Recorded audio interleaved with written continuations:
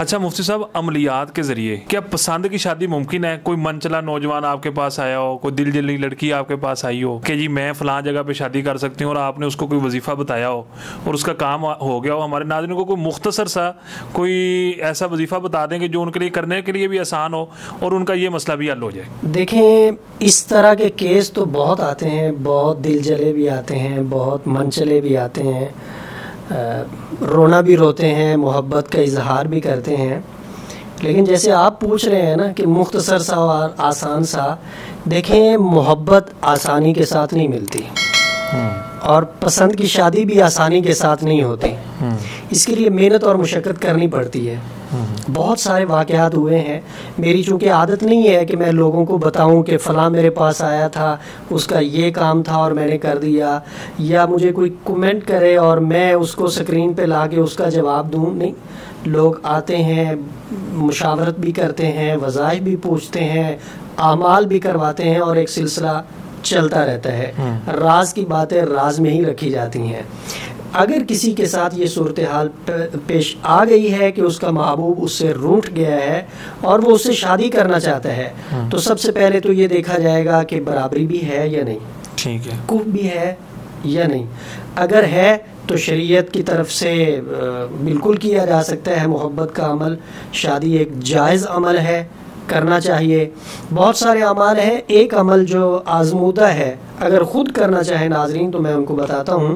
وہ قرآن پاک کی آیت کا ہے، یحبونہم کحب اللہ والذین آمنوا اشد حبا للہ. اس آیت کا عمل ہے. اس کے کرنے کی ترتیب یہ ہے کہ اس کو نہر کے پاس، دریا کے پاس یا سمندر کے پاس بیٹھ کے پڑھنا ہے. آپ نے آٹے کی 11 گولیاں بنا لینی ہیں، اور کاغذ کے اوپر آپ نے نام لکھ لینا ہے جس کے ساتھ آپ شادی کرنا چاہ رہے ہیں، اس کا اور اس کی والدہ کا، اپنا اور اپنی والدہ کا. اور اس کاغذ کو لپیٹ کے آٹے کی گولی میں ڈال لینا ہے، اور اوپر آپ نے قرآن پاک کی اس آیت کو پڑھنا ہے 1100 مرتبہ. یحبونہم کحب اللہ والذین آمنوا اشد حبا للہ. آخر میں یہ کہنا ہے کہ فلاں بن فلاں میری محبت میں گرفتار ہو جائے اور مجھ سے شادی کرنے کے لیے راضی ہو جائے. اس طرح آپ نے پڑھ کے ایک گولی کو آٹے کی جو بنائی ہے اس کو آپ نے پانی کے اندر ڈال دینا ہے، پھر دوسری کو، پھر تیسری کو، یعنی 11 گولیاں ہوں گی. 1100 ہی مرتبہ آپ نے اس آیت کو پڑھنا ہے. ہر 100 کے بعد حکم لگانا ہے، اور ایک گولی کو آپ نے پانی کے اندر ڈال دینا ہے. اللہ کے فضل و کرم سے 11 دن کے اندر اندر محبوب راضی ہو جائے گا.